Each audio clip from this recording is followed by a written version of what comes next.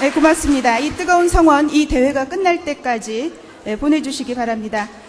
여러분도 잘 아시다시피 숙명토론대회는 사회자가 없는 반론 중심의 토론입니다. 3명의 학생이 각각 자기의 역할을 해내면서 주어진 논제에 대해 비판적이고 분석적인 사고를 기본으로 치열하게 토론을 펼칩니다. 올해로 9번째를 맞이하는 동안 이 대회는 비단 대내적인 토론 행사가 아니라 명실공히 한국 대학의 토론 문화와 토론 교육을 선도하는 대학의 표상으로 자리 잡고 있습니다. 마침 오늘부터 숙명 창학 104주년 기념을 앞두고 우리 학생들의 축제인 청파제가 시작되었습니다. 숙명 토론대회가 숙명인의 의사소통 능력을 확인하는 것은 물론이고 보다 성숙한 대학 문화를 만들어가는 숙명인 축제의 서막이 되길 바랍니다. 궂은 날씨에도 이 자리를 빛내고 계신 숙명인들이야말로 진정 숙명이 자랑스러운 주역이 아닐까 생각합니다. 다시 한번 이 자리에 참석하신 여러분께 감사의 말씀 드립니다. 먼저 오늘 결선이 있기까지 한 달여 동안 앞에서 전체 행사를 진두지휘하시고 뒤에서 든든한 힘이 되어주신 박인찬 의사소통센터장님께서 그동안 진행되어 온 대회 상황을 보고해 주시겠습니다. 힘찬 박수로 맞이해 주시기 바랍니다.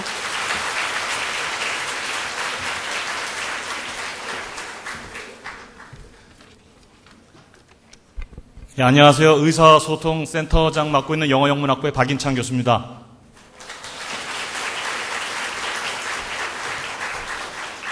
일주일 중에도 수업이 가장 붐비기도 하는 평일 3시에 저희 행사를 잡은 관계인지요.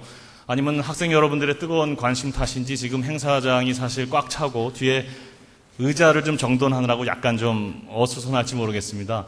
제가 경과 보고 말씀을 드리는 동안 정리가 되면 더 본격적인 행사를 시작하도록 하겠습니다.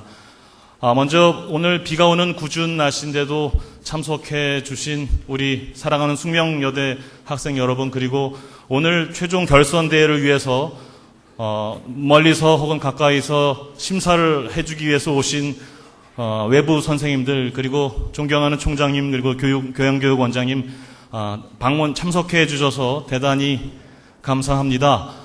여러분은 지금 우리나라에서 가장 오랜 역사와 최고의 권위를 자랑하는 숙명여자대학교 토론대회 최종 결선 현장에 와 있습니다. 올해로 9제를 맞는 숙명토론대회가 어떤 경과를 거쳐서 오늘에 이르게 되었는지 간단하게 경과 보고 말씀을 드리도록 하겠습니다.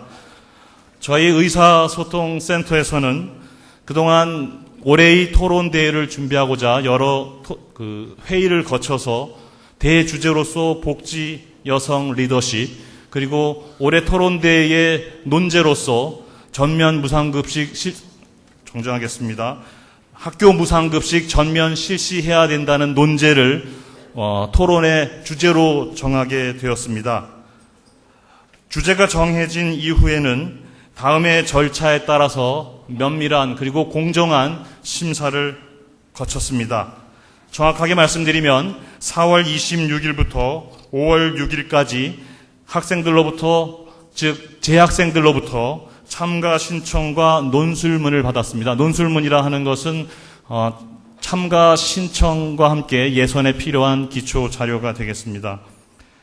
올해는 보통 예년에 130여 개 팀이 지원한 것에 비해서 거의 2배에 가까운 227개 팀이 지원해 주었습니다. 여러분 대단히 감사합니다.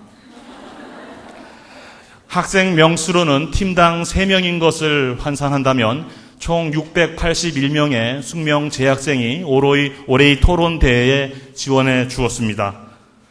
저희 센터에서는 1차 심사로서 총 227개 팀으로부터 저희 논제에 대한 각 팀의 논술문을 받아서 그것을 토대로 1차 예선 심사를 거쳤습니다. 1차 예선 심사는 한 팀의 논술문을 3분의 센터 교수님들이 꼼꼼히 읽으셔서 총 62개 팀을 선정하시게 되었습니다. 그 다음으로 5월 10일과 11일 양일에 걸쳐 한 팀당 심사위원 2분의 선생님께서 직접적인 인터뷰를 통해서 구술 능력 평가를 거쳐 2차 예선 심사를 하셨고, 결국 32개 팀을 선정하게 되었습니다. 그리고 5월 12일에는 32개 팀에 선정된 지원자들을 대상으로 토론대회에 대한 설명회가 있었습니다. 이 설명회는 본선에 진출하는 32개 팀들이 어떤 식으로 구체적으로 본선에 임해야 되는지 그 사전 녹화된 비디오와 자료를 통해서 꼼꼼한 도움을 주었습니다. 이어서 지난 토요일인 5월 15일 토요일에는 하루 종일 본선이 있었습니다. 오전에 있었던 본선 1, 2차에서는 총 8강 팀을 선정하였고, 당일 오후에 있었던 본선 3, 4차에서는 오늘 여러분이 잠시 뒤에 보게 될 최종 결선팀 후보 2개 팀을 최종적으로 선정하게 되었습니다. 따라서 오늘 여러분이 곧 만나게 되실 두 팀들, 즉 이름하여 언사, 또 이름하여 제주 소녀는 227개 팀 중에서 선정된 최고의 두 팀이 되겠습니다. 자, 그러면 오늘 최종적으로 심사가 이루어지면 어떤 시상 혜택이 돌아가는지 말씀드리지 않을 수 없습니다. 간단하게 말씀드리도록 하겠습니다.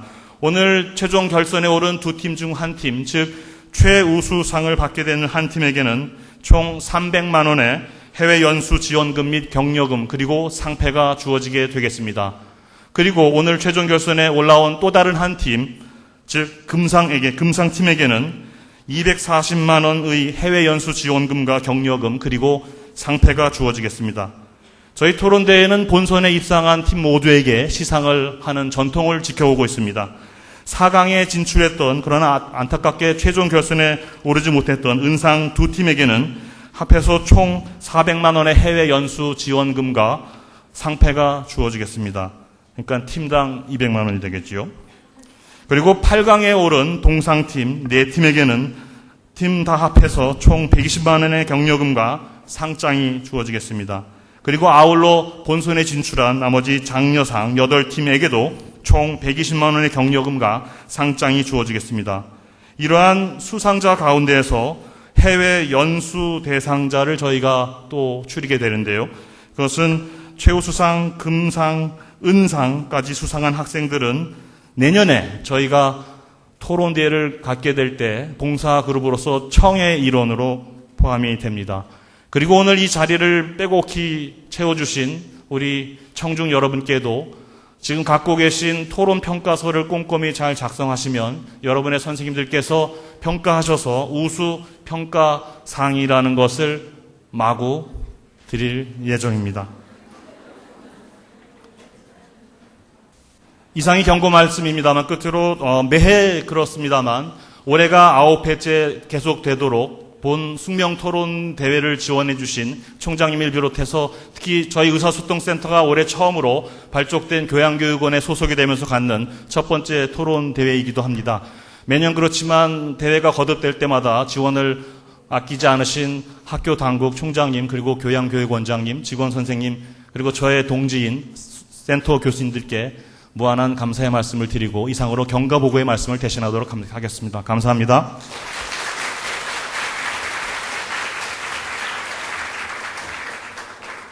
네, 고맙습니다. 다음으로 생각한 힘을 가진 창조적 인재 양성이라는 숙명의 교육 비전을 세우시고 그 교육의 실천장으로 우리 숙명 토론대회를 아낌없이 격려해 주시고 애정을 보내주고 계시는 한영실 총장님의 격려 말씀을 듣겠습니다. 박수 아끼지 마시기 바랍니다.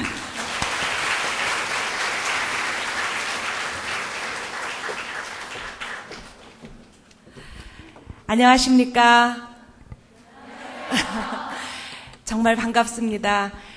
저는 제가 총장이 되고 나서부터 셀 수 없이 많은 행사를 치르고 행사장에 나가서 인사를 하지만 오늘 이 자리처럼 저를 가슴 설레게 하고 정말 기쁘게 하는 자리는 처음인 것 같습니다. 정말 오늘과 같은 날이 우리 학생들의 열기가 가득 차서 정말 이렇게 강당을 터지게 만들 것 같은 이러한 자리는 제가 총장이 아니면 맛볼 수 없는 그런 자리라고 생각하고 정말 감사히 생각합니다. 오늘 이 자리는 여러분들, 그리고 여러분들을 뒤에서 지도해 주시는 많은 교수님들, 그리고 오늘 심사를 해주시는 교수님들, 이런 많은 힘으로 이루어진 것입니다. 우선 정말 바쁘신데도 오늘 심사를 위해 자리해 주신 서울대학교 강명구 교양교육원장님 감사드리고요. 또 경기대학의 임성철 교수님, 그리고 서강대학의 우찬재 교수님 감사합니다. 그리고 우리 대학의 교양교육원의 모근균 원장님, 그리고 이 모든 행사를 주관해 주신 우리 박인찬 교수님, 박인찬 센터장님, 그리고 또 많은 협조를 아끼지 않으신 양승찬 교양교육센터장님, 그리고 우리 교양교육원을 이끄시는 모든 구성하고 계신 교수님들 진심으로 감사합니다. 저는 지난 2008년 9월에 숙명여자대학교 제17대 총장이 되면서 제가 꿈을 꾸고 그리고 결심한 것이 있습니다. 우리 학생들을 정말 어디다 내놔도 의견을 말할 수 있고 다른 사람의 의견을 경청할 수 있고 그리고 사회의 리더가 될 수 있게 하기 위해서는 어떻게 해야 되느냐, 내가 총장으로서 무엇을 해야 되느냐 고민 많이 했습니다. 그러면서 하나 내린 결론이 학생들이 그 어떤 직업을 갖고 어떠한 자리에서 무슨 일을 하더라도 머릿속에 생각하는 힘을 가지고 있으면 어떤 일이라도 잘할 수 있겠다. 그러면 생각하는 힘은 어떻게 키울 수 있을 것인가? 이렇게 해서 탄생된 것이 교양교육원이고, 여러분들에게 의사, 소통, 토론, 발표, 이러한 교육을 체계적으로 시키고, 또 그러한 교육은 단지 수업 시간에 일주일에 3시간씩 어떤 과목을 듣는 데서 오는 게 아니라 생활 속에서 와야 된다. 이것을 학생들에게 생활화하고 체화시켜야 된다는 그런 각오를 가지게 됐습니다. 우리나라가 결정적인 어떤 기업이든 정부든 큰 협상에 있어서 왜 이겨내지 못하고 항상 그때는 이긴 것 같았는데 지나고 나면 이거는 아닌데 밀린 것 같고 손해본 것 같고, 그러한 이유는 우리가 이런 훈련과 교육이 안 된 것입니다. 우리는 태어나서부터 우리 DNA는 농경민족의 DNA가 있습니다. 농경민족은 태어나서부터 그 땅에 태어나서 거기서 살고 거기서 자라고 거기서 죽어야 됩니다. 우리는 고향을 떠나는 거가 제일 서럽고 제일 슬프고 제일 운이 나쁜 거로 묘사됐습니다. 무조건 그 마을 안에서 동구박도 나가면 안 됩니다. 동구박만 나가면 울고 슬퍼하고 내 고향 남쪽 바다를 그리워하고 고향에 계신 부모님을 그리워하고 이렇게 청승을 떨면서 살았어요. 근데 세상이 바뀌었습니다. 이제는 다 나갑니다. 이제는 지구 전체가 울타리 없는 그러한 한 나라로, 한 세계로 이제 이미 경계가 무너졌습니다. 그러한 때 우리 몸속에 자리하고 있는 농경민족의 DNA를 언제까지 붙들고 있어야 되느냐, 여기에 대한 고민 많이 했습니다. 즉 조금만 뭐라고 하면 모난 돌이 정에 맞는다 하고, 가만히 있으면 중간만 간다 하고, 자기 의견을 말하고 자기 생각을 주장하는 것이 항상 튀는 사람, 버릇없는 사람, 경우에 어긋나는 거, 이렇게 취급받았습니다. 그래서 화내거나 가만히 있거나 둘 중 안에 하나입니다. 우리는 협상이나 토론이라는 것 자체가. 이렇게 해가지고는 세계 무대에서 이겨낼 재간이 없습니다. 아무리 컨텐츠가 많이 들었어도 그것을 표현하는 스킬, 표현할 줄 아는 테크닉을 배우지 않으면 우리는 언제나 화를 내거나 가만히 있거나 그러한 부류에 속하게 되는 것입니다. 저는 앞으로도 오늘 9회에 681명의 227개의 팀이 이렇게 경합을 벌였다는 소식은 저에게 그 무엇보다도 힘을 주고 기쁨을 주는 그러한 고무적인 내용입니다. 앞으로 오늘 토론대회가 끝나고 내년 제10회 토론대회를 위해서는 저 역시 더 신경을 쓰고 이 대회가 정말 681명이 아니라 6,800명의 숙명인이 동참하는 그런 대회로 클 수 있도록 총장으로서 최선을 다하겠습니다. 마지막으로 오늘 두 팀에게 학교에서 우리 교양교육센터에서 그리고 의사소통센터에서 준비한 그러한 기존 발표된 상금과 상이 있지만 오늘 제가 이 자리에서 총장으로서 깜짝 상품을 하나 내겠습니다. 오늘 두 토론대회 중에서 이기는 팀에게는 3명을 제가 점심 초대를 해서 같이 점심 먹는 시간을 마련하겠습니다. 언사팀이든 제주소녀팀이든 제가 같이 식사하며 저하고 1시간 또는 2시간 토론을 한번 벌여보겠습니다.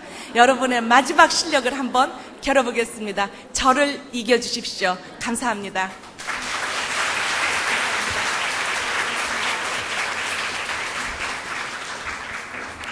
네, 고맙습니다.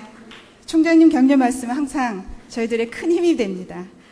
다음으로 오늘 결선 심사를 맡아 수고해 주실 5분의 심사위원 선생님을 소개해 드리겠습니다. 먼저 심사위원장님을 소개해 드리겠습니다. 한국 언론 바라보기 100년, 한국 저널리즘의 이론 등의 업적으로 학계에 공헌하시고 현재 서울대 기초교육원장님으로 계십니다.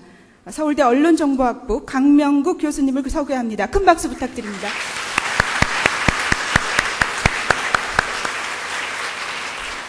네, 고맙습니다.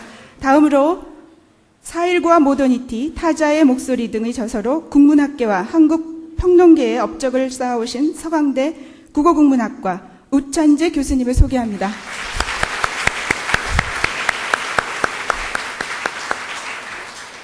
다음으로 서양고대 그리스 철학을 전공하시고 감각하는 인간 호모센수스의 저자이십니다. 현재 경기대학교 인문대학 교양학부 임성철 교수님을 소개하겠습니다.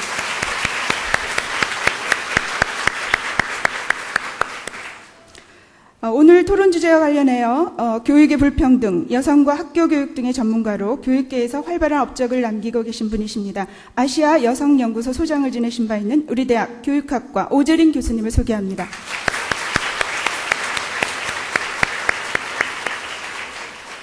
국제정치와 현대 외교정책의 전문가이시고 우리 대학 다문화 통합연구소 소장님을 지내신 정치행정학부 유진석 교수님을 소개합니다. 힘찬 박수 부탁드립니다.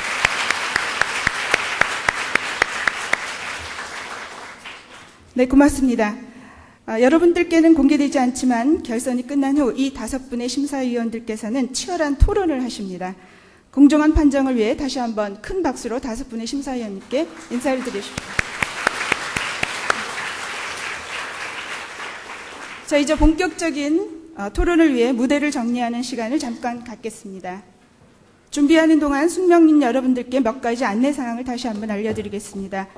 여러분이 입장하실 때 평가서 받으셨죠? 예, 여러분이 작성하신 평가서는 대회가 끝난 이후에 나가실 때 출구에 제출해 주시면 됩니다. 제출하실 때는 반드시 평가표 상단에 있는 담당 교수님 이름을 적어주시기 바랍니다. 잘된 평가서 골라서 일주일 내에 의사소통센터 홈페이지에 소정의 도서상품권을 받을 수 있는 수상자를 게시하도록 하겠습니다. 또 출석 확인서가 필요하신 분은 나가실 때 말씀해 주시면 준비해 드리도록 하겠습니다. 오늘 토론대회는 숙명 토론대회 방식으로 진행됩니다. 여러분들께서는 평가서에 크게 인쇄된 숫자 1부터 10위까지 쓰여진 숫자에 따라서 찬성과 반대팀의 학생들이 차례로 발언하는 것을 주목해 주시고 발언 순서가 끝날 때마다 점수와 코멘트를 기록하시면 되겠습니다. 그리고 각 팀마다 약 5분 내에 한도 내에서 모두 4차례 수기 시간을 가질 수 있습니다. 학생들이 수기 시간을 갖는 동안에는 청중 여러분께서는 조용히 토론의 내용을 되새기시기 바랍니다. 마지막으로 다시 한번 여러분 갖고 계신 휴대폰 진동으로 되어 있는지 확인해 주시기 바랍니다.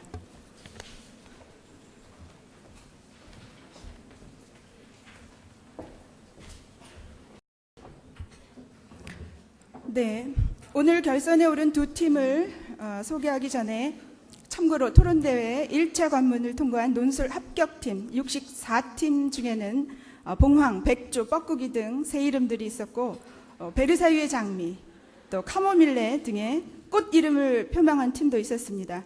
그런가 하면 성질머리, 쑥대머리, 이 머리를 표방하기도 했고 비타민, 한라봉, 토마토, 웰빙을 표방하는 팀들도 여럿 있었습니다. 이 자리에 오른 두 팀은 언사와 제주소녀, 제주소녀와 언사팀입니다. 먼저 찬성팀, 언사팀입니다. 자리에서 일어나서 인사드리시기 바랍니다. 인사, 큰 박수 부탁드립니다. 네, 언사팀은 정치외교학과 윤송희, 법학과 송지영, 정보방송학과 김설혜 학생으로 구성되어 있습니다. 언론을 사랑하고 언론인을 꿈꾸는 친구들이어서 언사라는 이름을 지었다고 합니다. 32강과 16강을 무섭게 제압해 나가다가 안티도트 팀과 8강에서 잠깐 어려운 위기를 넘겼다고 합니다. CPPT 팀을 4강에서 누르고 결선에 올랐습니다. 엄청난 자료 수집 그리고 분석 능력이 탁월한 토론팀입니다. 미래 한국 사회의 언론계를 사로잡는 언사팀이 되지 않을까 기대됩니다. 다음 반대팀 소개합니다. 제주소녀입니다. 일어나서 인사드려 주시기 바랍니다. 네, 앉아주시기 바랍니다. 제주소녀팀은 경제학과 김혜수, 정치외교학과 조아라, 아동복지학과 최가영 학생으로 구성되었습니다. 16강에서 아리스토런레스 팀을 물리쳤고 4강에서 막강한 우승 후보 청년팀을 누르고 올라왔습니다. 재주가 많아서 제주소녀지 제주도 사는 소녀들은 아니라고 합니다. 이름처럼 재치와 순발력으로 상대를 제압하는 능력을 가지고 있는 탁월한 팀입니다. 오늘 어떤 재주가 어떤 순발력을 발휘할지 기대됩니다. 자, 제주소녀와 언사와 제주소녀 이 두 팀의 치열한 접전을 기대해도 좋겠습니다. 준비되셨습니까? 네, 그러면 이제부터 학교 무상급식 전면 실시해야 한다라는 논제를 가지고 제9회 숙명 토론대회 결승전을 시작하겠습니다.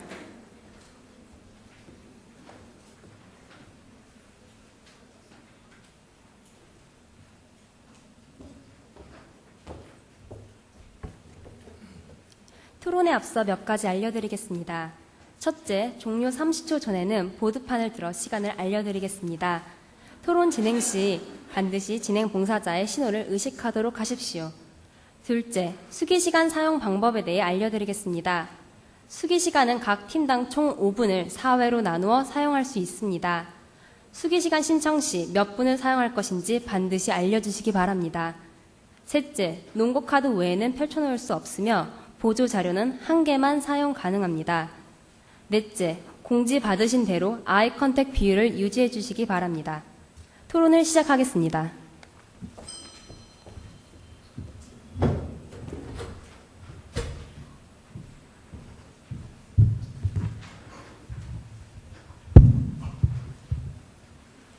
찬성 측 입론 시작하겠습니다. 한 아이가 있습니다. 아버지는 수입이 300만 원이 넘지만 할머니의 수술비로 대부분의 돈을 쓰고 있습니다. 최저생계 지원을 받는 사유가 되지 못하자 부모님은 위장 이혼을 하셨고 어머니와 아이는 차상위 계층에 속하게 되었습니다. 하지만 아이는 학교에서 무료급식을 지원받지 못합니다. 갑작스러운 물가 상승으로 올해 급식 지원 예산이 부족하게 되자 학교에서는 2차 그리고 3차 심사를 거쳐 무료급식 대상자를 추려낸 것입니다. 이 이야기가 있을지도 모르는 소설 속 이야기입니까? 지금 일어나고 있는 담담한 현실입니다. 우리나라 학생들은 15년 동안 매일 한 끼 이상 학교 급식을 먹고 있습니다. 학교 급식은 아이들에게 영양적인 식사를 제공해 줄 뿐 아니라 건강과 학습 능률을 향상시킵니다. 그뿐만이 아닙니다. 올바른 식생활 습관을 기르는 교육의 일환입니다. 하지만 현 무료급식 체제 하에서는 이처럼 사람의 기본적 권리인 교육이 가정의 소득에 따라 차별을 받고 있습니다. 저희는 이러한 교육적 가치를 넘어 무상급식은 법률적, 경제적, 인권적, 복지적 측면에서 타당성을 보고 있습니다. 따라서 다음 3가지 논거를 토대로 전면적인 무상급식 실시를 주장합니다. 첫째, 급식은 무상으로 제공돼야 하는 의무교육으로서 국가에서 마땅히 지원해야 합니다. 이는 헌법과 교육기본법에 근거한 합당한 권리입니다. 헌법 제31조 3항에 따르면 모든 의무교육은 무상으로 하며 교육기본법 제8조와 초등교육법 제12조는 의무교육은 6년의 초등교육과 3년의 중등교육이 포함됩니다. 이는 초중등교육은 무상으로 제공돼야 함을 보여줍니다. 급식은 단순히 음식을 먹는 데 그치는 게 아니라 식사 예절을 배울 수 있는 좋은 기회입니다. 또한 배식과 반납에서의 체험을 배울 수 있게 하고 음식에 대한 고마움을 가르쳐 줍니다. 위의 법률과 더불어 학교급식법 제9조는 국가 또는 지방자치단체가 급식 경비의 전부 또는 일부를 부담할 수 있도록 되어 있습니다. 즉, 무상급식의 정당성을 입증하고 있는 것입니다. 따라서 급식은 필수적이며 법률적인 근거 하에 무상으로 제공돼야 합니다. 둘째, 무상급식을 통해서 점점 늘어나는 급식비 미납 아이들에게 먹을 권리를 보장해 줄 수 있습니다. 이는 인권의 문제입니다. 현재 우리나라 무상급식 수혜 대상자를 제외한 학생들의 급식비 미납률 늘어나고 있습니다. 2008년 전국 학교에서 급식비를 한 달 이상 못 낸 학생들은 전체 초중고 학생의 0.4%로 약 4만 명입니다. 이는 2006년에 비해 2배가 늘어난 것입니다. 1991년 한국이 가입한 UN 아동권리협약 6조는 모든 아동은 생존과 권리를 위한 기본적인 권리를 가지고 있다고 명시되어 있습니다. 아동의 생존에 밀접하게 연관되는 식량권은 유엔의 인권선언과 유엔 협약 등에서 기본적 인권으로 자리 잡았습니다. 즉, 먹는 문제는 인권의 최우선 조건이며 가정 형편 등에 관계없이 보편적으로 적용돼야 할 권리인 것입니다. 그러므로 급식은 시혜의 차원이 아니라 보편적 권리 측면에서 주어져야 합니다. 셋째, 현 국가 재정 하에서 무상급식 충분히 실현 가능합니다. 경제적 측면에서 무상급식 타당성 있습니다.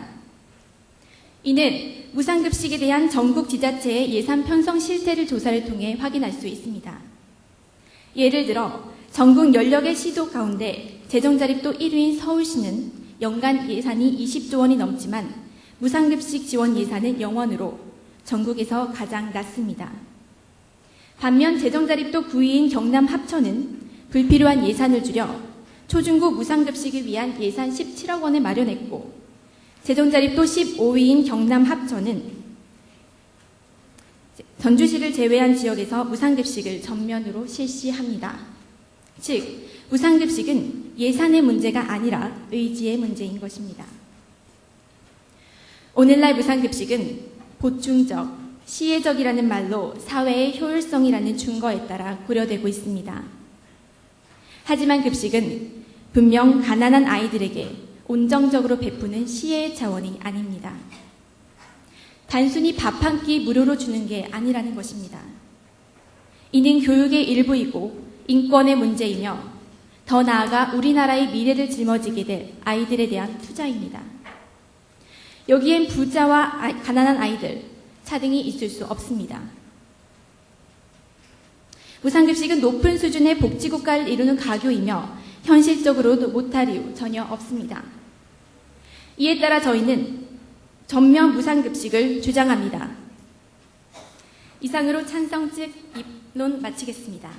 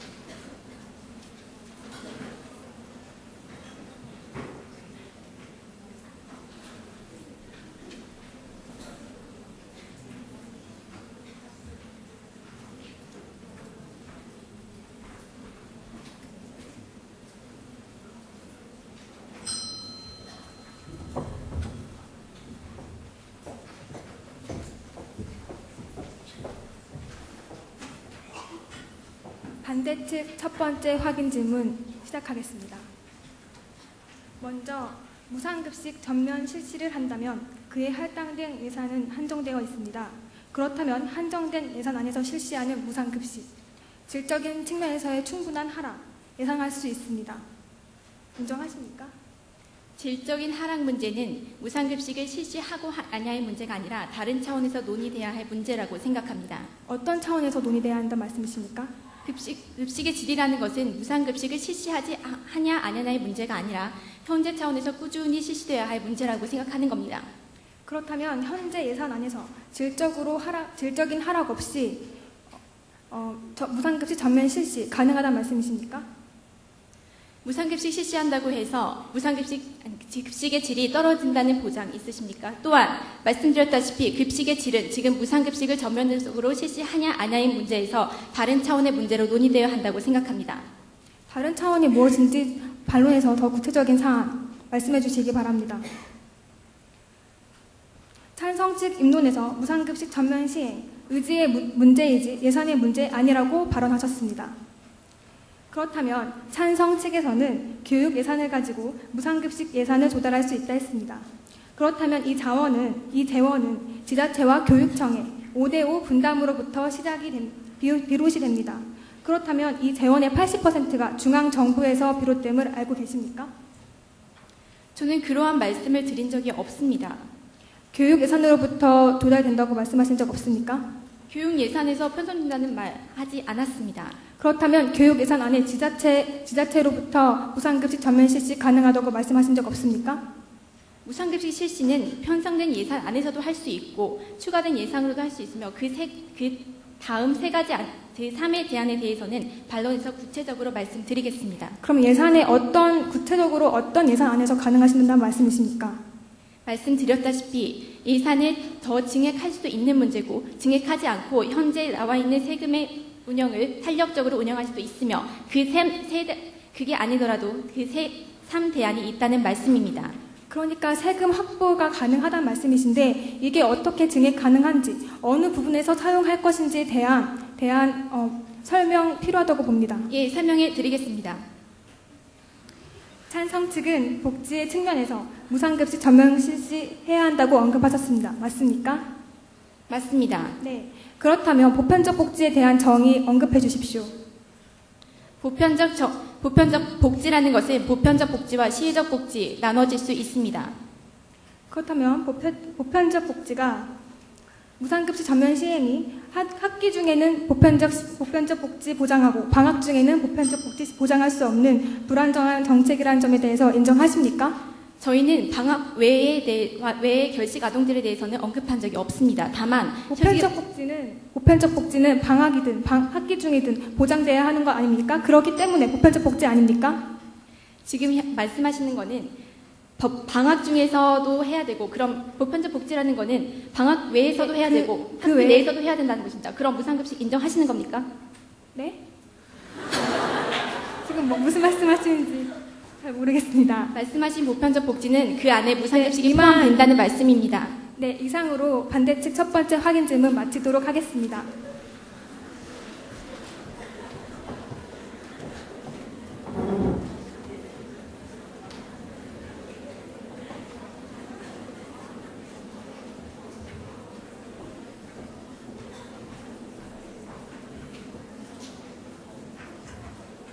반대측 입론 시작하겠습니다. 6월 지방선거를 앞두고 전국의 초중학생을 대상으로 한 무상급식의 전면 실시가 최대 화두로 떠올랐습니다. 학교 무상급식 전면 실시를 찬성하는 입장은 빈부의 격차 상관없이 무상으로 급식을 제공하자고 주장하고 있습니다. 한 끼의 식사를 학생들에게 무료로 제공하여 학생들의 삶의 질을 높이고자 하는 것입니다. 하지만 이것이 학생들의 전반적인 삶의 질을 높인다고 확신할 수 있을까요? 현재 우리나라 어린이 청소년 삶 만족도는 OECD 국가 중 꼴찌입니다. 학생들이 느끼는 소외감, 입시 스트레스 등 학생들이 겪고 있는 불만족이 크기 때문에 이런 결과가 나왔습니다. 학생들이 학교 생활에서 겪는 불만을 해결해 줄 수 있는 복지 역시 시급합니다. 그러므로 학교 무상급식 전면 실시가 과연 학생들의 불만 해결보다 우선순위에 놓아야 하는지 또는 현실에 적합한지 비판적 시각을 가지고 살펴보아야 합니다. 저희 반대측은 정치, 경제, 행정, 그리고 복지적 측면을 모두 고려하여 다음과 같이 논거를 발표하는 바입니다. 첫째, 모든 초, 중학생을 대상으로 무상급식 전면 실시가 이루어질 경우 매년 2조 원의 예산이 들 것으로 추정됩니다. 무상급식의 예산 어디서 가져오실 것입니까? 우리는 세종시나 4대강 사업과 같이 규모가 큰 사업에서도 아직 국민적 합의를 얻어내지 못했습니다. 무상급식은 이전에 교육 환경에서 시행된 어떤 사업보다도 규모가 큽니다. 규모가 큰 사업인 만큼 국가적 예산이 낭비되는 것이 아닌지 무상급식 전면 실시에 대한 철저한 검증과 연구 필요합니다. 둘째, 무상급식 찬성론자들은 평등적인 교육 환경을 내세우지만 급식 말고도 다른 학교 활동에서 겪게 될 어려움에 대해서는 고려하지 않았습니다. 이는 정책 우선순위에 있어 기회비용을 고려하지 않은 채 급식을 최우선시에 놓은 성급한 결정입니다. 돈을 들여 여건이 되는 학생들에게도 급식을 무상으로 제공해 주는 것은 현재 학교의 열악한 교육 인프라를 재구성하는 정책만큼 중요한 것입니까? IT 부분, 영어 교육을 위한 지원 프로그램 등 급식 문제에도 해결해야 하는 문제가 많음을 놓쳐서는 안 됩니다. 셋째, 선택적 복지의 부수적인 문제 해결 방안이 보편적 복지는 아닙니다. 우리가 갖고 있는 자원에서도 선택적 복지에서 발생하는 문제를 보완할 수 있습니다. 현재 무상급식의 수의 학생들이 눈칫밥을 먹는다는 것은 서류를 작성하고 그 서류를 학교에 제출하는 과정에서 벌어집니다. 학생들이 이 과정을 겪지 않는다면 이 문제는 해결됩니다. 독일과 프랑스의 경우 학교와 동사무소가 연계되어 효과적인 선택적 복지를 실시하고 있습니다. 독일, 프랑스의 학생들은 자신의 소득 수준을 밝히지 않아도 되며 더 나아가 자신의 가정의 소득 수준을 몰라도 무상급식 혜택 받을 수 있습니다. 다시 말해 선택적 복지에서 오는 문제와 더불어 사각지대 역시 포함하여 보완할 수 있습니다. 이상으로 학교 무상급식 전면 실시에 대한 허와시를 말씀드렸습니다. 꾸준한 연구 결과나 객관적 정보가 존재하지 않은 상태에서 무상급식의 전면적 실시는 빛 좋은 개설구를 만드는 결과를 낳게 될 것입니다. 급식체제 문제는 보편적 복지가 아닌 선택적 복지에서도 극복 가능합니다. 이것 역시 의지의 문제입니다. 국가가 문제를 고칠 의지만 있다면 적은 예산으로 선택적 복지 틀 안에서 학생들의 훼손된 자존감을 회복할 수 있습니다. 이상으로 반대측 입론 마치겠습니다.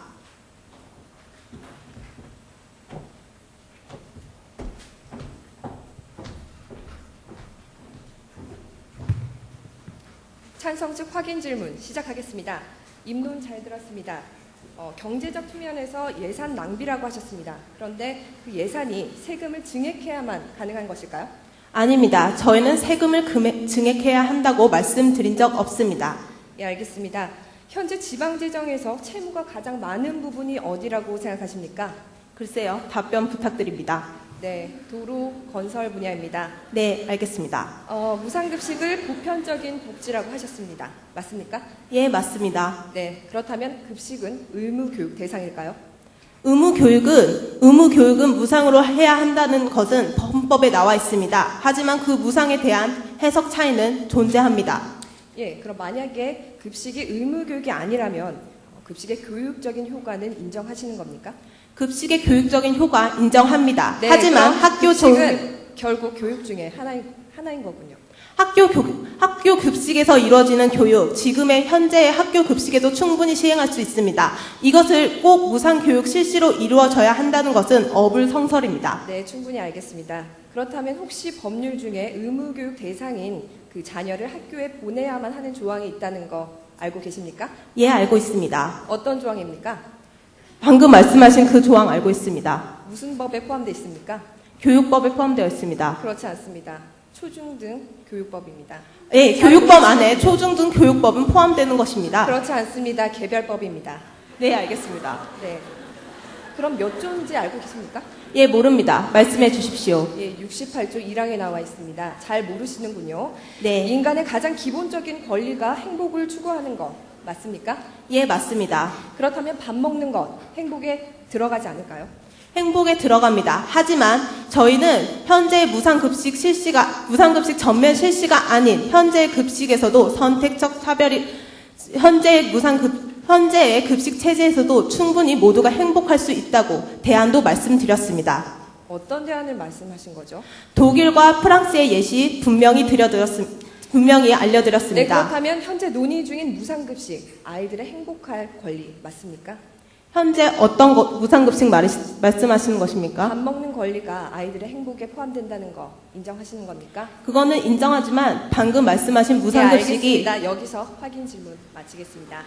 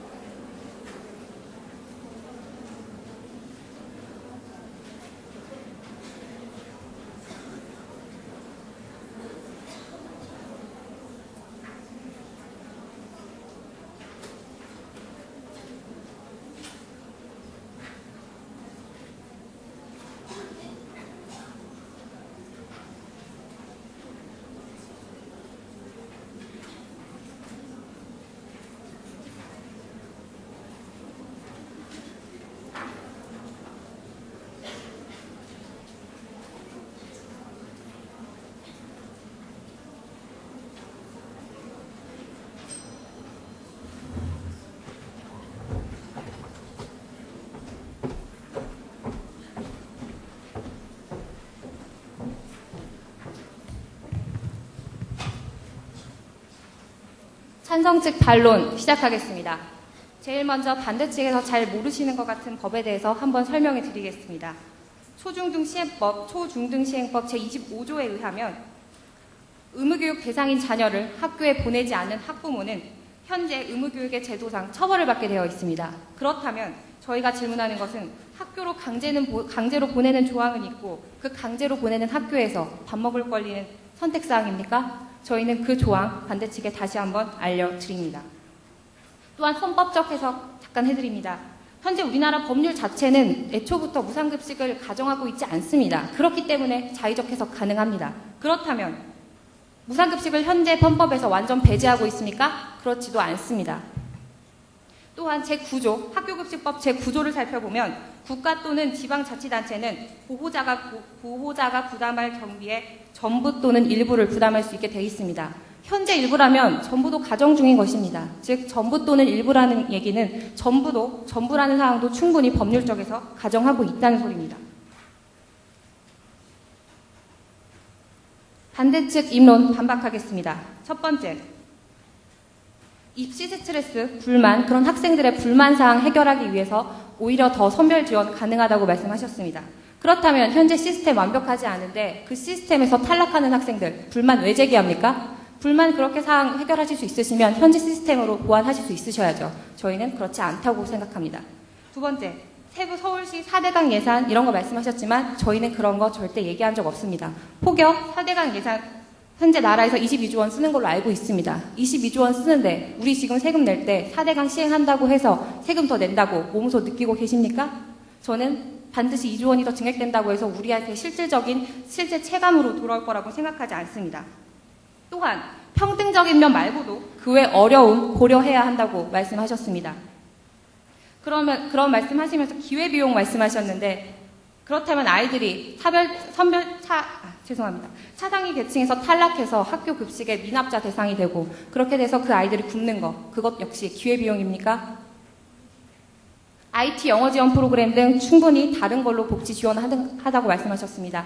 그것은 저소득층과 무슨 상관입니까? 다섯 번째, 현재 시스템 문제 보완 가능하다고 하셨습니다. 눈칫밥 안 먹게 하면 된다고 하셨습니다. 독일, 프랑스 사례 말씀하셨습니다. 하지만 그것 시스템 잘 모르고 하시는 말씀 같습니다. 독일, 프랑스, 우리나라랑 제도 비슷합니다. 아이들 부모 소득 수준 증명 안 해도 됩니다. 왜냐하면 저희 역시도 학교 행정실에 등기를 통해 그 증명사실을 제출하지 아이를 통해 제출하지는 않습니다. 그 제도 프랑스, 독일 현재 시스템 같습니다. 독일, 프랑스 아이들 충분히 모른다고 가정합시다. 그것이 우리나라에 지금 적합합니까? 독일, 프랑스 기본 제도 자체라던가 사회 분위기는 우리나라랑 다릅니다. 왜 독일, 프랑스 한 사례만 가지고 우리나라에 적용을 하십니까? 저는 옳지 않다고 생각합니다. 또한 사각지대를 보완하기 위해서 계속적으로 선별적 지원해야 한다고 말씀하셨습니다. 그래서 저희는 탈락자가 계속 생기는 거라고 말씀드리고 싶습니다. 탈락자가 계속 생기니까 사각지대도 계속 만들어지겠죠. 그렇다는 것은 즉 제도 문제점 충분히 있다는 거 지적하고 싶습니다. 선택적 복지 역시 의지의 문제라고 말씀하셨습니다. 적은 예산으로 회복 가능하다고 하셨습니다. 저희 이 부분 정확히 이해 안 갑니다. 하지만 이 부분은 오히려 저희 측 논리인 것 같습니다. 그 논리를 현재 경기도에서 시행했기 때문입니다. 경기도에서 2009년 9월 김상곤 교육감이 취임한 이후 6개월 만에 저소득층에 대한 무상급식 비율 4%에서 20% 무려 5배 뛰어 올랐습니다. 적은 예산으로 운용 가능했습니다. 그 점 반대 측에서 저희 논리 증명해 주신 겁니다.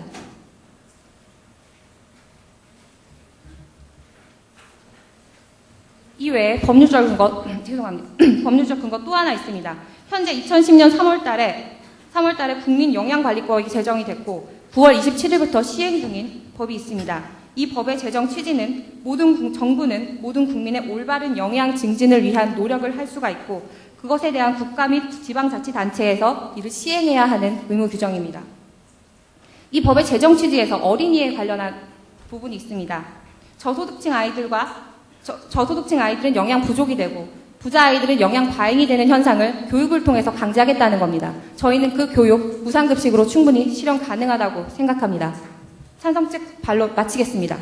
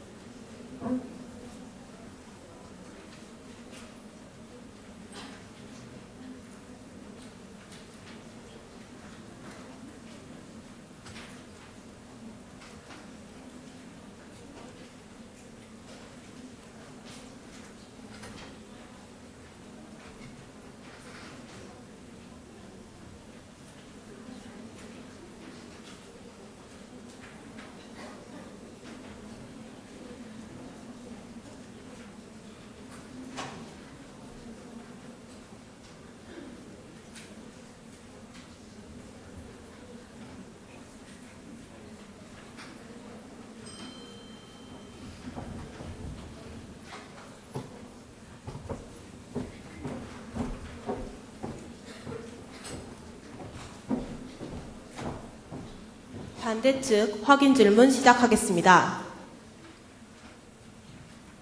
아까 반론 때 찬성 측은 반론 때 독일과 프랑스 사례를 비판하셨습니다. 그 비판에서 서류 행정 절차에 학생들이 관여해서 자존감 훼손 때문에 무상급식 실시하는 게 아니라고 하셨습니다. 맞습니까?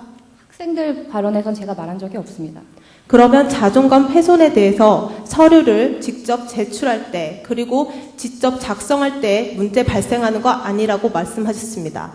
맞습니까? 학생들이 그 서류를 직접 작성을 하질 않는데 자존감이 왜 나옵니까?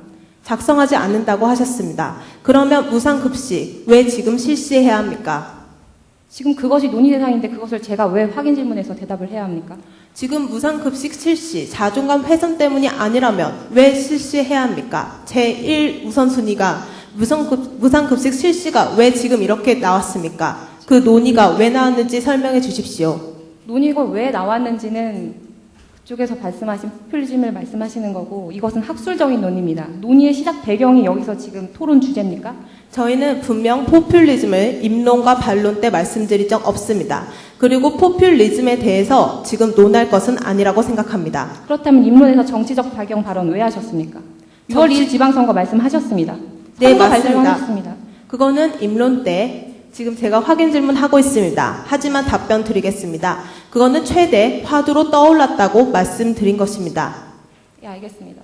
예, 알겠습니다. 그러면 무상급식 실시 왜 시급하다고 생각하십니까? 시급하다고 생각하는 이유를 저희가 지금 계속 논증을 할 건데 이걸 확인 질문에서 다 대답을 해드려야 됩니까? 그럼 다음 반론 때 제시해 주시겠습니까? 예, 제시해 드리겠습니다. 예, 알겠습니다. 예산 출처에 대해서 반론 때 제시하지 않으셨습니다. 예산은 어디서 정확히 끌어온다고 생각하십니까? 예산은 안에서 충분히 효율적으로 유동 가능합니다. 그럼 현재 제정된 예산에서 쓴다는 말씀이십니까? 가능합니다. 하지만 예산을 쓰는 방법에서는 다양한 방법이 있죠. 어떤 다양한 방법 말씀하십니까? 예산을 쓰는 방법이 단순히 밖에서 끌어오고 하는 방법 물론 있을 수 있습니다. 거기서 우선순위 제정할 수 있습니다. 하지만 그쪽에서 주장하는 효율성 논리로는 교육 설명할 수가 없습니다. 지금 그 답변에서 어디서 끌어오는 게 아니라 그럼 어떤 예산에서 가져오는지 알려주십시오. 전체 정부의 예산에서 가져오시는 겁니까? 안 그러면 지방자치에서 가져오시는 것입니까? 반반 부담할 수도 있습니다. 네? 다시 말씀해 주십시오. 반드시 어떤 정부 안에서만 현재 세금 정책이 운용이 됩니까? 그러면 어디서 끌어오시려고 생각하십니까? 반드시 어느 쪽에서 끌어오는 게 아니라 반반 부담할 수 있다는 가능성도 말씀드리는 겁니다. 어디서 반반 부담합니까? 정부와 지방자치단체입니다. 정부와 지방자치 알겠습니다. 좋은 답변 되었습니다. 이상으로 확인 질문 마치겠습니다.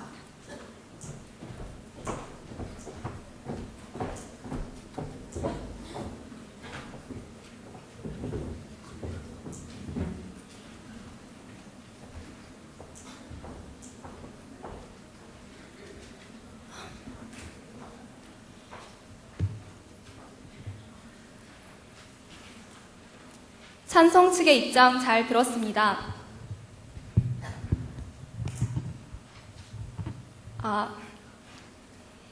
하지만 무상급식의 전면 시행만을 통해 복지를 달성할 수 있다는 의견에는 동의하기 어렵습니다. 지금의 제도를 개선하는 것으로도 충분히 복지를 실현할 수 있기 때문입니다.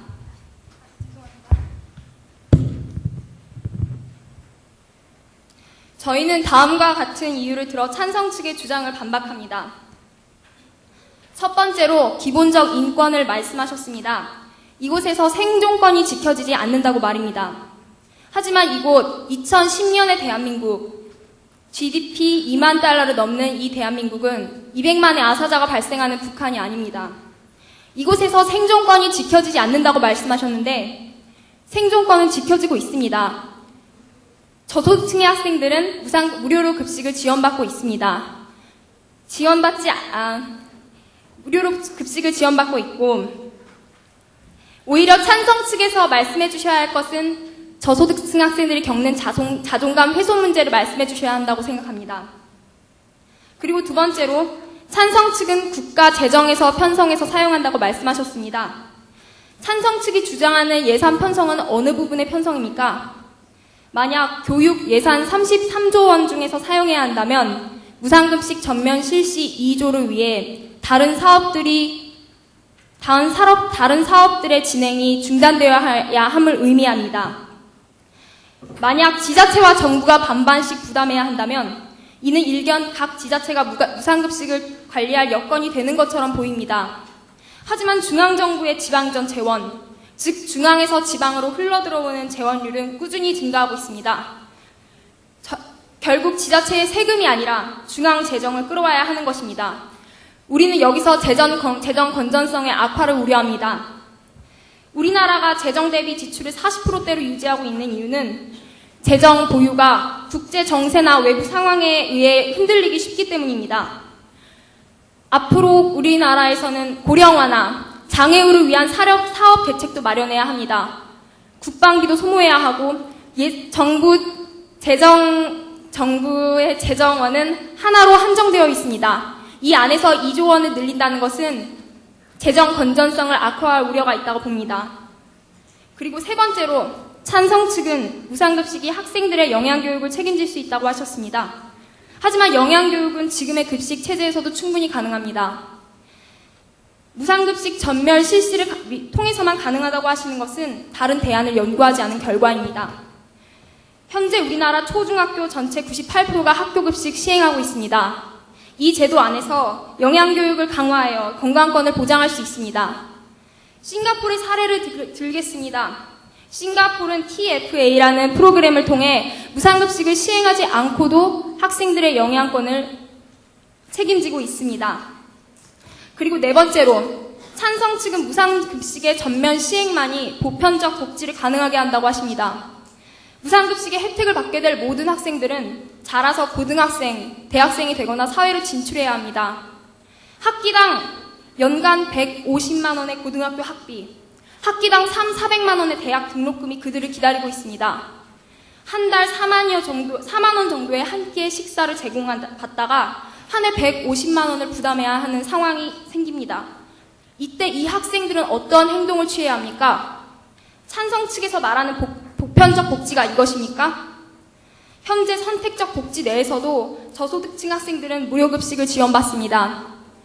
무상급식 전면 시행으로 추정되는 2조 원이란 예산이면 더 적은 비용으로 현재 시스템을 개선할 방법을 마련할 수 있습니다. 그리고 아까 의무교육에 무상급식이 포함되지 않는다고 말씀하셨습니다. 하지만 얼마 전 판례에 의하면 한 학부모가 급식비는 국가 재정으로 부담해야 한다고 주장했으나 법원에서는 의무교육의 포함 범위를 수업료 면제로 한정지었습니다. 이상으로 반대 측 반론 마치겠습니다.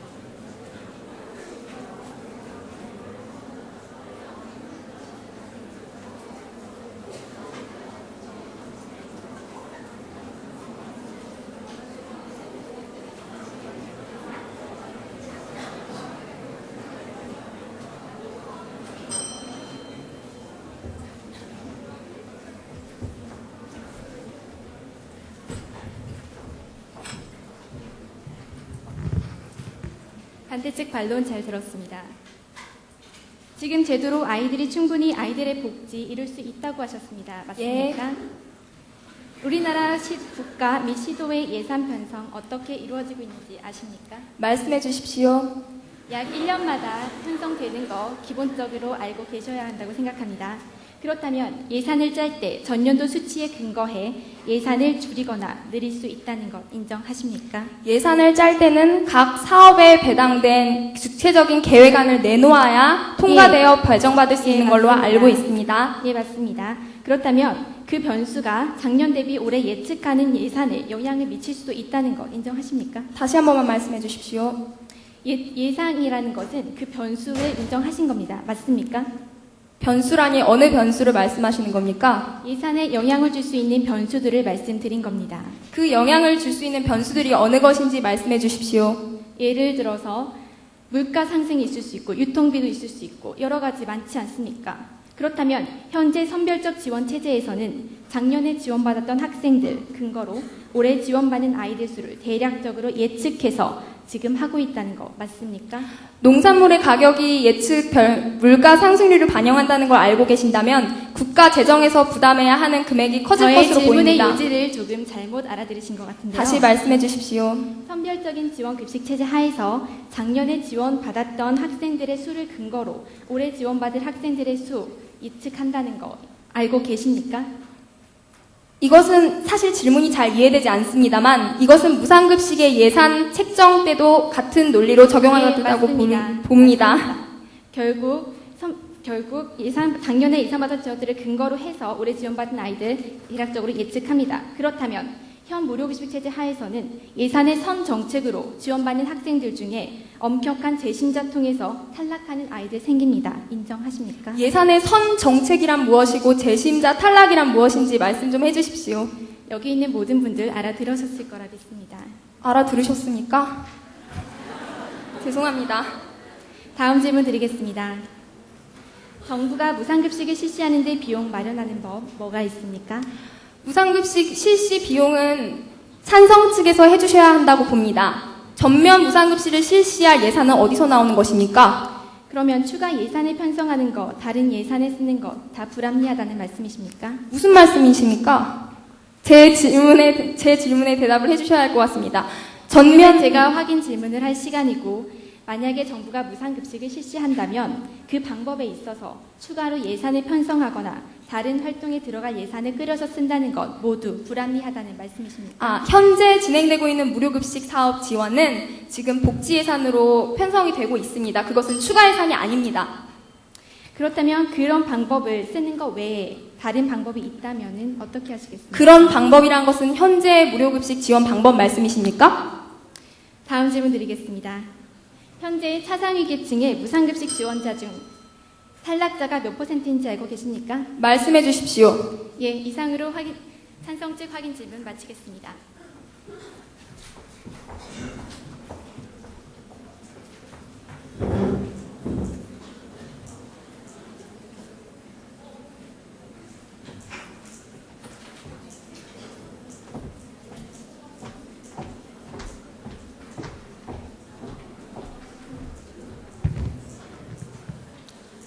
찬성 측 반론 시작하겠습니다. 먼저 아까 확인 질문에서 그 무상급식 예산은 복지 예산에서 끌어온다고 하셨는데 아닙니다. 이원화되어 있습니다.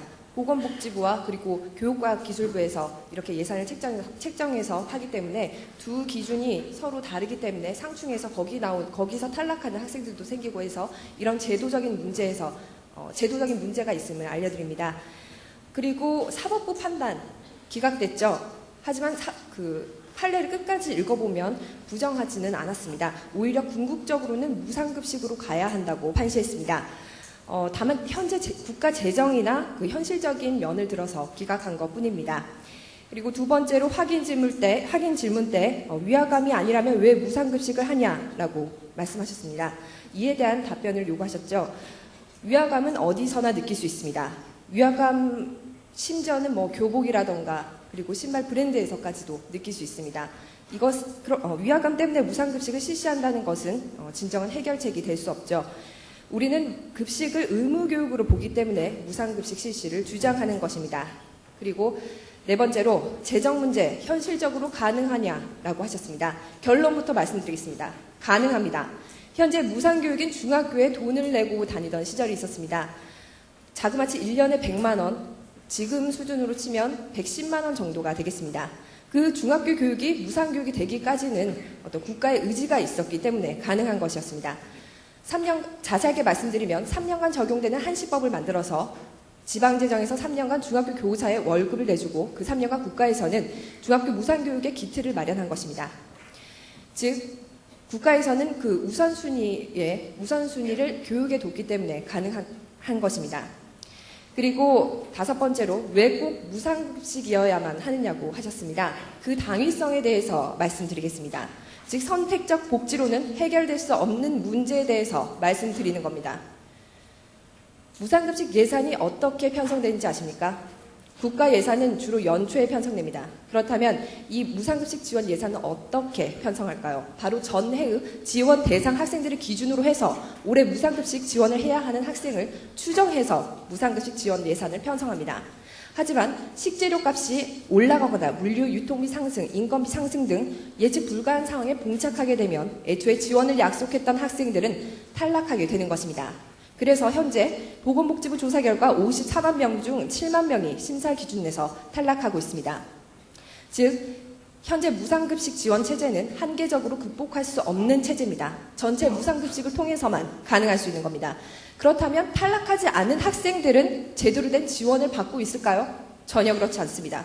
3월이 되면 밥을 굶는 아이들이 있습니다. 급식비 지원 대상은 해마다 새로 파악하게 되는데 3월 중순까지 각 학교가 대상자를 교육청에 제출하게 되면 3월 말이나 4월 초에 예산이 지급되는 것입니다. 그것을 이유로 학교에서는 중식 지원 대상인 학생임에도 불구하고 자부담을 하라고 요구하는 것입니다. 통장에 잔고가 없거나 집에 얘기하지 못하는 친구들은 밥을 굶게 되는 것입니다. 결국 무상급식이 본질적인 해결책이 될 수 있다는 것입니다. 여기서 반론 마치겠습니다.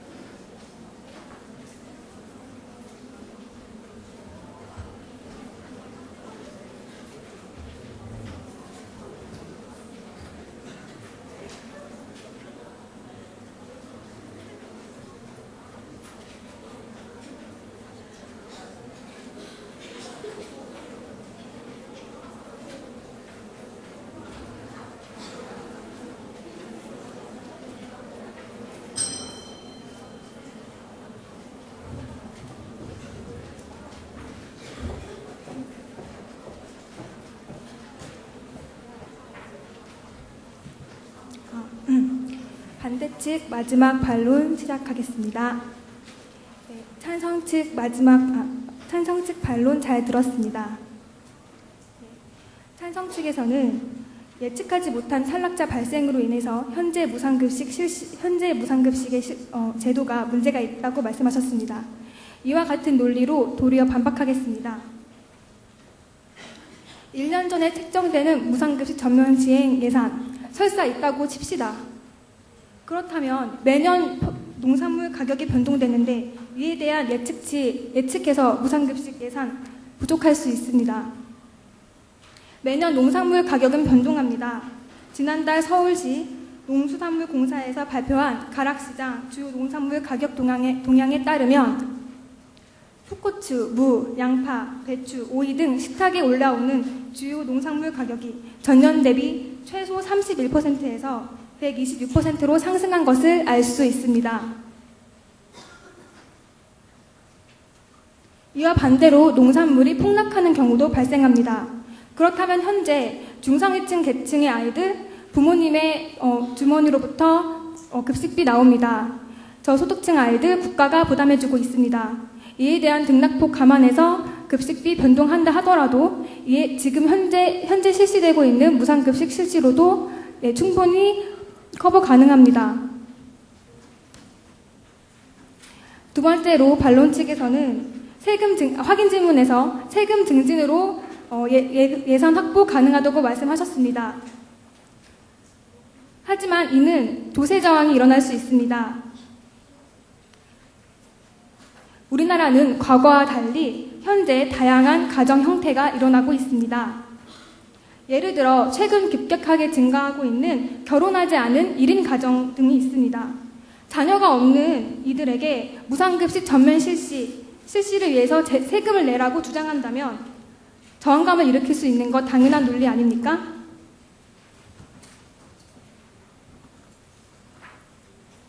그 다음 반론하겠습니다. 지금까지 우리나라에서 먹는 문제는 가정 내의 양육 문제로 여겨져 왔습니다. 의무교육에 무상이라는 단어에 학교 급식 포함되려면 요람에서 무덤까지라는 사회보장 제도의 완벽한 실시가 우선적으로 사회적 합의로서 보장되어야 합니다. 애초에 무상이라는 범위는 세 가지 설로서 그 설에 대한 논박이 아직까지 끊임없이 논의되고 있습니다. 그러므로 복지와 사회보장에 대한 이러한 충분한 합의 없이 함부로 무상의 양육의 문제인 급식을 포함시키는 것, 성급한 일반화의 오류 아닌가요? 다음으로 찬성 측에서는 우선순위의 문제, 교육적 측면에서 평가하기 때문에 가장 먼저 무상급식 전면 시행해야 한다고 주장하셨습니다. 무상급식과 같은 층위의 교육적 문제 있습니다. 노후화된 학교 시설물 교체, 방과 후 학교 운영, 영어회화 수업 등 교육의 질을 높이기 위해 무상급식 전면 실시만큼 중요하고 시급한 사항들 많이 있습니다. 그중 한 가지 예로 예방접종을 들 수 있는데요. 이와 같은 예방접종을 통해서 더 적은 비용으로 효율적으로 아이들의 건강 지키고 질병 예방할 수 있는 정책, 이런 것부터 먼저 시행해야 하는 것 아닙니까? 마지막으로 반대 측에서는 입론에서 현재 지방인 전북과 경남의 우수 사례를 들어 전국적으로 실시 가능하다고 주장하셨습니다. 하지만 이는 확대 해석입니다. 현재 전북, 경남의 시군에서 무상급식 실시하고 있는 것 맞습니다. 하지만 그것이 도 단위로 무상급식을 실시해서 성공한 사례가 아닙니다. 경상남도의 2009년도 무상급식의 경우 중학교는 100명 이하의 학교에만 실시되었습니다. 101명 이상 규모의 중학교는 40%만 무상급식의 혜택을 받았습니다. 이에 따른 이렇게 예산을 책정해놓고도 이렇게 예산이 부족해서 제대로 실시하지 못하는 것, 이를 전국적으로 확대 실시한다면 과연 어떤 일이 벌어질까요? 이에 대한 실패, 학부모와 학생들이 고스란히 부담하게 됩니다. 미래의 주인공인 우리 아이들, 지금 어떻게 자라고 있습니까? 왕따, 과도한 사교육비, 입시에 대한 스트레스 등으로 아이들의 마음은 멍들고 있습니다. 찬성 측이 주장하신 아이들의 밥 한 끼만큼 시급한 아이들의 문제 있습니다. 밥 먹을 권리가 우선순위로 오르기 전에 안전한 환경에서 통학할 권리, 장애 학생들이 일반 학생들과 함께 어울릴 권리 등 이런 권리 역시 동등하게 존중받아야 합니다. 이상으로 반대 측 마지막 반론 마치도록 하겠습니다.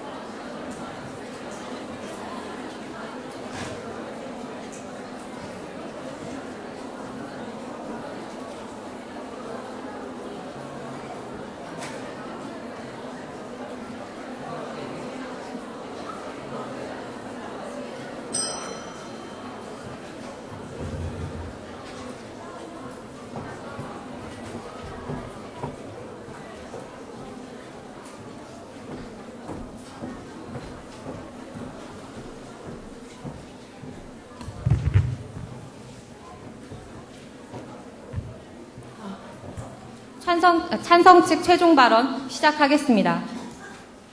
먼저 약간의 반론하고 저희 마지막 최종 주장하겠습니다. 무상급식 예산 어디서 끌어올 거냐고 말씀하셨고, 그거 역시 역시 여러 변동 사항에 따라서 고정이 아니라 어떤 변화 사항을 가정을 해주셨습니다. 무상급식 예산 고정입니다. 고정이 책정이 되게 되면 전혀 저희는 예산이 어떤 변수에 의해서 적용이 된다고 하더라도 고정이기 때문에 그것은 별로 논의 대상이 아니라고 생각합니다. 그런 논리라면 현재 의무교육도 그것에 의란해서 갑자기 학생들이 내야 되는 상황이 생길 수밖에 없는 겁니다. 두 번째, 세금 증진, 조세 저항 말씀하셨는데 저희는 세금 증진이란 대안 내놓은 적 없습니다. 또한 조세 저항이라고 말씀하셨습니다. 2조 원 때문에 조세 저항이 난다면 4대강 사업 22조 원인데 조세 저항 일어났습니까? 그리고 저희가 내놓은 대안은 지방 50%, 정부 50%의 세금을 그렇게 부담하는 것이었습니다. 그런 제도가 있었기 때문에 오히려 그것이 의무교육을 더 확실하게 안착시키는 데 도움이 되었었습니다. 또한 양육 문제 언급하셨는데 저희는 무상급식 논의에 양육 문제를 전혀 끌어들인 적이 없습니다. 저희 측 논의를 확대 해석하지 말아주십시오. 또한 교육적 문제에서 무상급식보다 더 시급한 과제 있다고 말씀하셨습니다. 방과후 교육 말씀하셨습니다. 현재 방과후 교육 잘 진행되고 있습니다. 무상급식은 하고 있지 않기 때문에 저희가 주장하는 겁니다. 예방접종 적은 비용으로 할 수 있게끔 아이들 해야 한다고 말씀하셨습니다. 그거 역시 충분히 실행되고 있습니다. 또한 좀 더 확대를 높이시킨다고 하더라도 질병 예방 정책과 무상교육이 어떻게 연관성을 가집니까? 전국적 실시 가능하지 않고 도단이 절대 불가능하다고 말씀하셨습니다. 아까 제가 반론에서 분명 경기도 사례 언급했습니다. 도단이 가능합니다. 짧게 말씀드리겠습니다. 마지막으로 저희 주장하겠습니다. 현재 제도로는 반드시 굶는 어린이들 나올 수밖에 없습니다. 그렇기 때문에 그 아이들이 학교에 있는 동안만이라도 밥을 먹게 해줘야 한다는 게 저희 첫 번째 생각입니다. 그렇다면 학교에 있는 아이들에 있어서는 부자 아이와 가난한 아이, 이분법적인 구별 절대 있을 수 없습니다. 그저 학교에 오면 누구나 밥을 먹을 수 있고, 그리고 그곳 안에서 현재 제도 안에서 어쩔 수 없이 탈락하는 아이들 맘 놓고 먹을 수 있게 하자는 겁니다. 우리의 교육, 현재 굶는 아이가 있을 수밖에 없는 낡은 제도가 있음에도 불구하고 예산과 시간 소모 등을 따지면서 더 효율성만을 주장을 합니다. 저희는 아동인권이라는 정당성 면에서, 그리고 저희가 앞서 말했던 중학교 교육비 연재 선례가 남긴 예산 확보 방법이라는 현실적인 수단을 모두 갖췄기 때문에 무상급식 반드시 시행될 수 있다고 생각합니다. 무상급식은 미래에 자랄 아이들에 대한 강력한 투자입니다. 그렇기 때문에 무상급식 그렇게 큰 논의로 다시 진행되어야 할 것입니다. 찬성 측 최종 발언 마치겠습니다.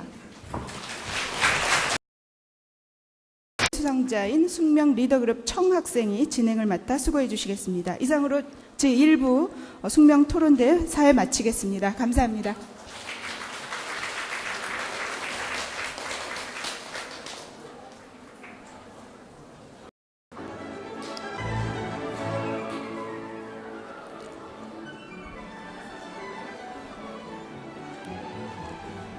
네, 여러분 안녕하십니까. 저는 이번에 제9회 숙명 토론대회 사회를 맡게 된 청 8기 김채영입니다.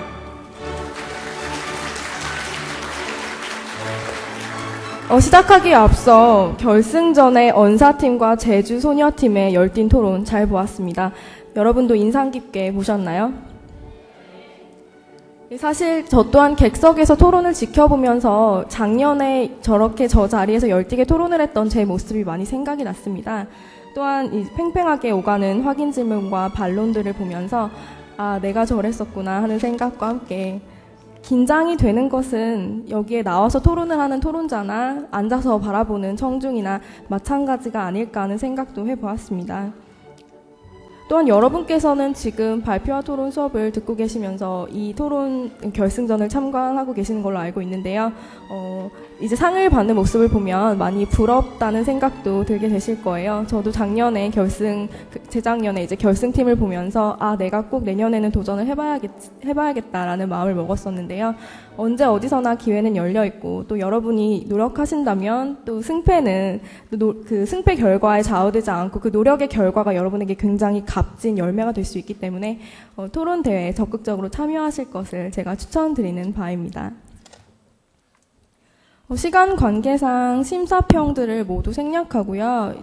시상식의 식수는 토론의 심사위원장이신 서울대학교 강명구 교수님의 총평과 토론 결과 그리고 시상식 순으로 진행하도록 하겠습니다. 그런데 토론이 얼마나 열띠게 진행되고 있는지 사실 아직까지 결과가 나오지 않은 것 같습니다. 조금만 더 기다려주시기 바라겠습니다.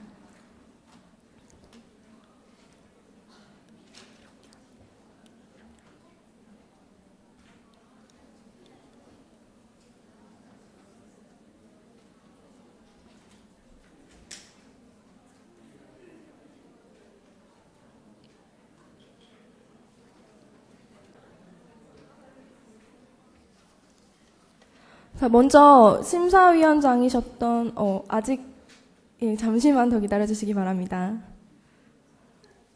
토론 결과가 굉장히 팽팽하게 이제 안에서도 심사위원분들의 토론이 굉장히 열띠게 진행되었던 것 같습니다.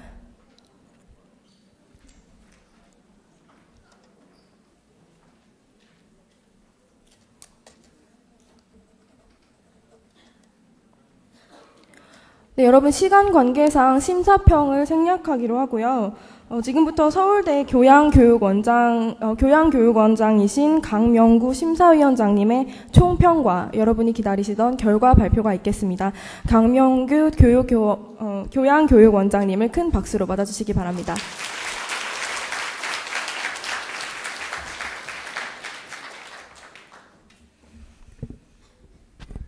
네, 오래 기다리셨습니다.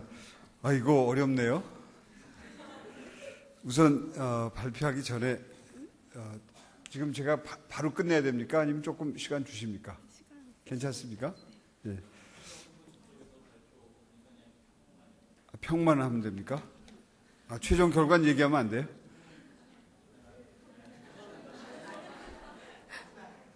마지막에 네, 오늘 지켜봤는데 여러 선생님들도 그렇고 저도 그렇고 깜짝 놀랐습니다. 이 숙명여대 여러 학생분들이 이렇게 잘 하시는구나 이런 생각이 들어서 역시 깜짝 놀랐고 몇 분 선생님은 당장 어디 내놔도 바로 이 토론에 참석도 하고 진행도 할 수 있는 수준이다 이렇게 말씀을 하셨고요. 또 아까 총장님도 그런 말씀하셨는데 이게 토론 대회가 단순히 말을 하는 것보다 생각하는 능력, 사고력을 훈련하는 과정이기도 해서 여러 선생님들이 그런 부분에 주목을 많이 하셨습니다. 그래서 여러분들이 두 팀이 모두 다 잘 하셨고 두 팀 다 충분한 영역을 갖추고 있다고 생각을 했고요. 그리고 전체적으로 이 내용을 소화를 하고 서로 상대방의 논박에 대해서 혹은 반론에 대해서 입론에 대해서 정확하게 파악을 하고 있다라고 이렇게 많이 지적을 해주셨고요. 또 실제로 많은 선생님들이 이 점수를 많이 주신 것은 어떤 형식적인 이 프레젠테이션의 표현의 능력보다는 실질적 내용에 대해서 많이 감동을 주셨던 것 같습니다.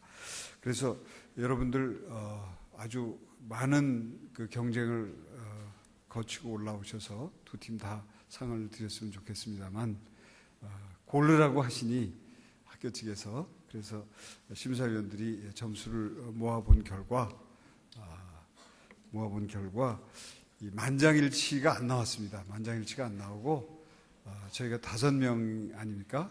그런데 세 분 대 2분으로 갈렸습니다. 그래서 3대2로 이 우승이 결정이 됐는데 우승은 제가 할까요? 원장님께서 하시면 어떠십니까? 네, 제가 하도록 하겠습니다. 제주 소녀가 이겼습니다. 네, 제주 소녀팀 진심으로 축하드리겠습니다. 자, 그러면 지금부터 시상식을 진행하도록 하겠습니다. 먼저 최우수상과 금상 수상에는 방금 총평을 해주신 심사위원장님께서 수고해 주시겠습니다. 다음 호명하는 팀은 단상 위로 올라와 주시기 바랍니다. 최우수상 제주소녀, 경제학과 김혜수, 정치외교 조아라, 아동복지학과 최가영.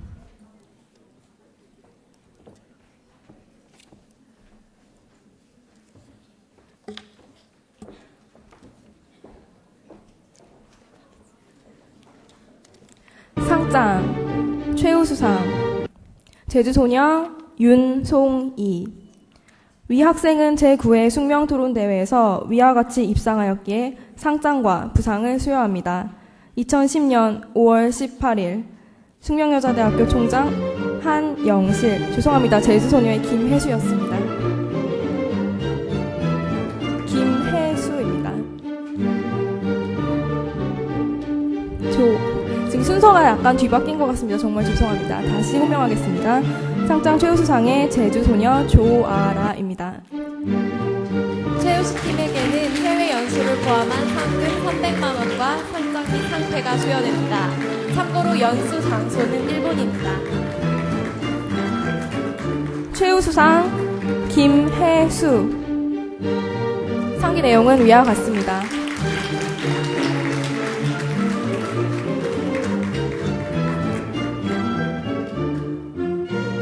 최우수상 최가영. 상기 내용은 위와 같습니다.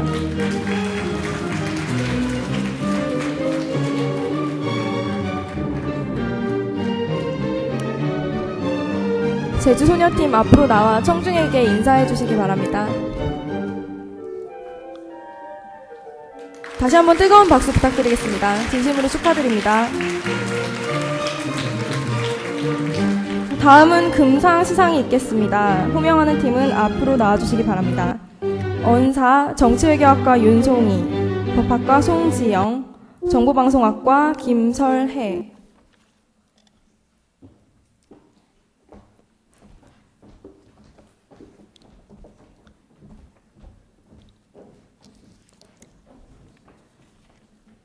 금상 윤송이. 위 학생은 제9회 숙명토론대회에서 위와 같이 입상하였기에 상장과 부상을 수여합니다. 2010년 5월 18일 숙명여자대학교 총장 한영실. 해외 연수를 포함한 상금 240만 원과 상장 및 상패가 수여됩니다. 금상 송지영. 상기 내용은 위와 같습니다.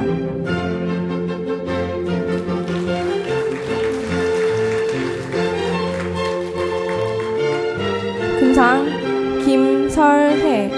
상기 내용은 위와 같습니다.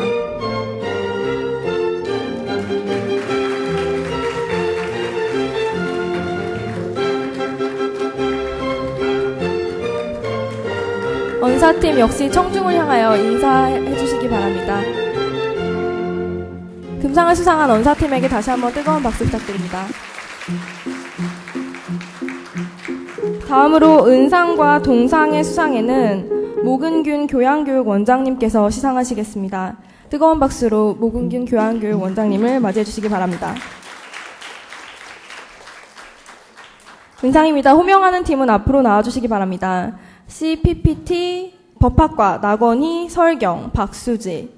청년팀 영어영문학과 고수진, 국어국문학과 박근정, 중어중문학과 김진경.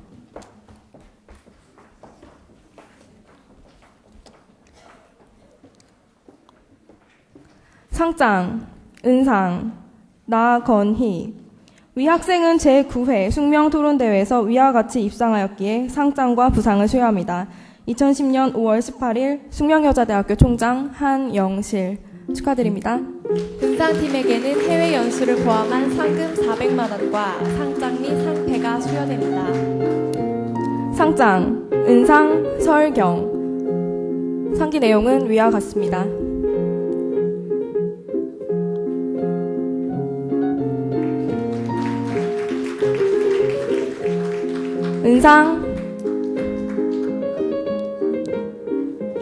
은상 박수지. 상기 내용은 위와 같습니다.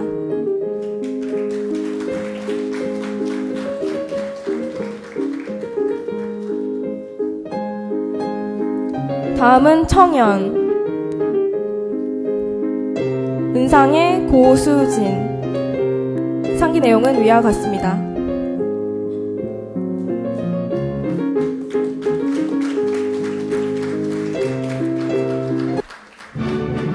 은상 박근정.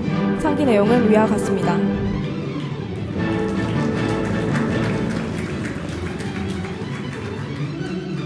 자, 마지막 청년팀의 은상 김진경. 역시 상기 내용은 위와 같습니다.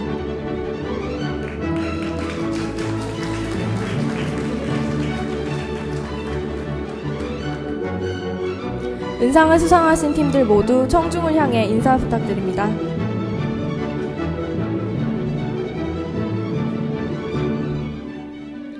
다시 한번 은상 수상을 진심으로 축하드립니다.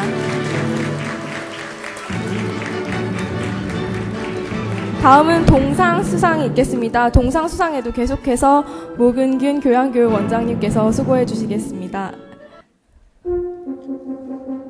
호명하는 팀은 앞으로 나와주시기 바랍니다. 동상 숙명 프로네시스 박선희, 안신영, 허미연, 핫포테이토의 강유진, 민경현, 이화진, 안티도트의 김연주, 방우리, 임연주, 그리고 지금 자리에는 참석하지 못했지만 토론의 정석, 김수영, 이나연, 신은미 등이 이상의 동상 수상자입니다.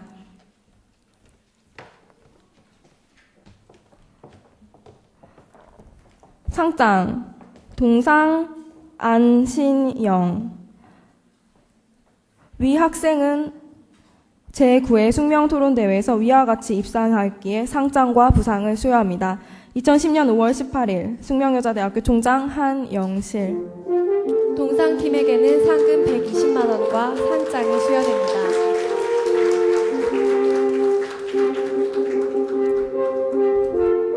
동상 핫포테이토의 민경현. 상기 내용은 위와 같습니다.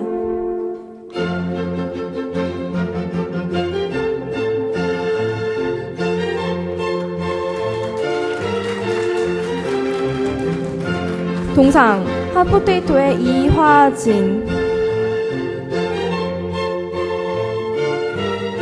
상기 내용은 위와 같습니다.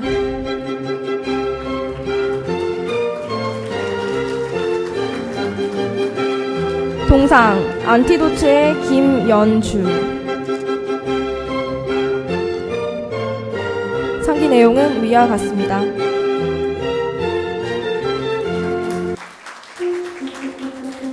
동상 안티도트의 방우리. 상기 내용은 위와 같습니다.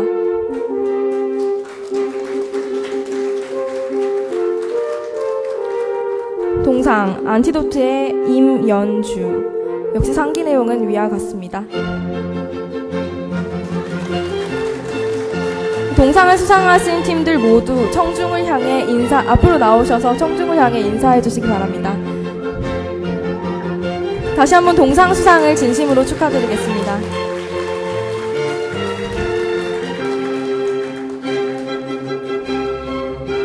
다음은 장려상입니다. 장려상의 시상에는 우리 학교 의사소통센터 장이신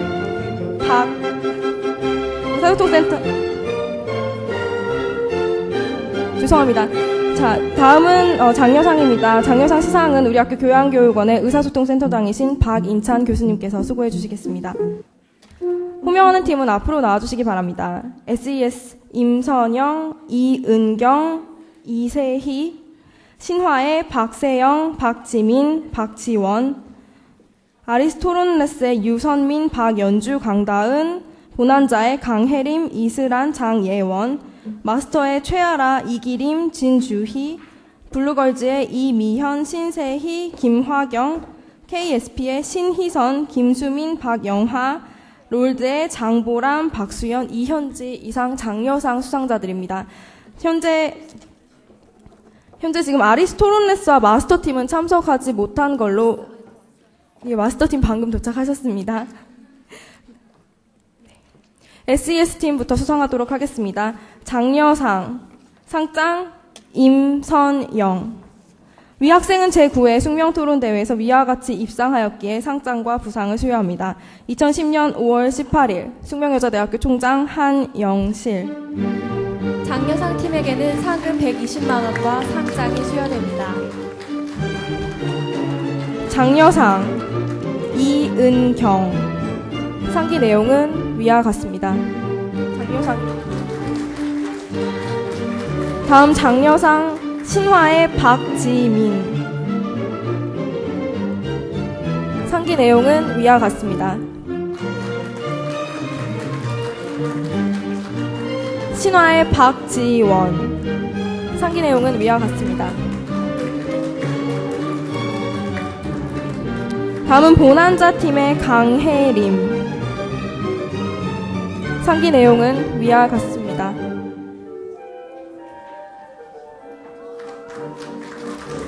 장려상 보난자 팀의 이슬안. 상기 내용은 위와 같습니다. 장려상 보난자 팀의 장예원. 상기 내용은 위와 같습니다. 다음은 마스터 팀의 시상이 있겠습니다. 장려상 마스터 팀의 최아라 씨. 진주희 씨가 대표로 수상하도록 하겠습니다. 장려상의 진주희. 상기 내용은 위와 같습니다. 자, 다음 장려상의 블루걸즈팀 이미현 씨께서 대표로 수상하도록 하시겠습니다. 장려상 이미현. 상기 내용은 위와 같습니다.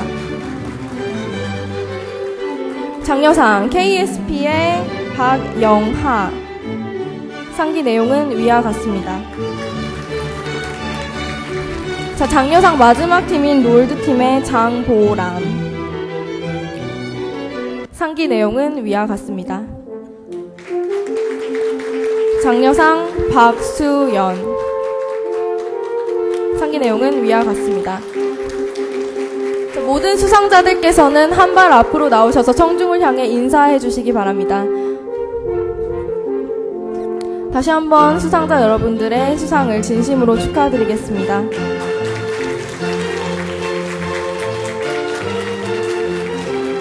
이로써 모든 시상이 끝났습니다.